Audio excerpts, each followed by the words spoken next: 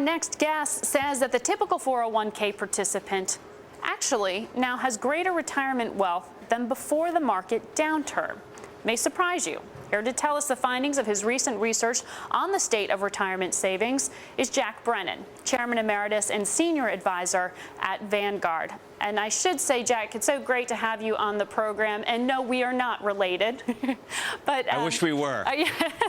There you go. Well, I want to ask you, because how we introduced you there, this idea that retirement and retirees may actually be better off with their 401ks than most people would think, considering how hard the fall was in 2008. Explain to me what you found in your research. Absolutely, and thank you for having me on. The sort of 201k myth has proven to be just that. Our research is very interesting, and this is September 07 to September 09. It would be even better if we took it forward to the end of the last quarter, but 60% of the participants in our plans have balances today that are equal to or greater than what they had 2 years ago. As opposed to that large number of decline that you showed. And 75% are within 10% of what they had 2 years ago. And that's a good news story about the nature of the program, sticking with the program, benefiting from the rally back in the market and benefiting from ongoing contributions as well. I'm sure a lot of that has caused some readjustment of what those portfolios are made up of versus what they were in 2008 as well. But I want to ask you, since we're talking about word that the Obama administration may be presenting some plans to encourage transfer from 401ks into a sort of annuity payment plan for retirees, how much that would cost a Vanguard, or how you're factoring that in to your outlook right now? Well, we don't agree with it as a public policy matter, frankly.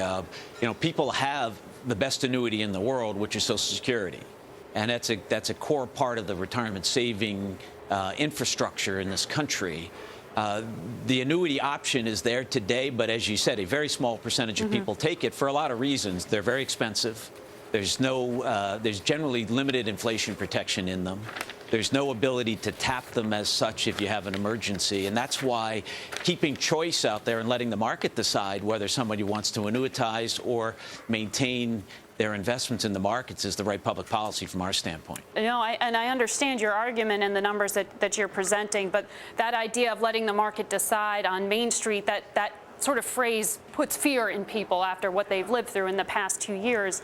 But explain to me then how you think that as an industry you can communicate this message that 401ks or IRAs may actually be, as you say, perhaps the better financial bet in the interest of Main Street right now. Well, I'll tell you, first, you can imagine we spent a lot of time talking to policymakers in the administration and in Congress about this, and the best thing we have is the data that shows how people behave, the choices they make, and how they benefit. Clearly, there'll be a hangover of people thinking about risk in the markets, but when you look long-term, 20, 25, 35, 45 years, which is what you're talking about for your work life and your retirement life, the markets are the far better solution for people, and that's a message that we've had for 60 years and we'll have for another 60 years. But, Jack, we have to go. We just have about 15 seconds here. But we saw so many companies cut their payments to 401ks of their employees. Is that going to come back? It's already coming back, and it was less than a third who did it. They're back, and these programs are going to be even more vibrant going forward. All right. Thank you so much, Jack Brennan of Vanguard.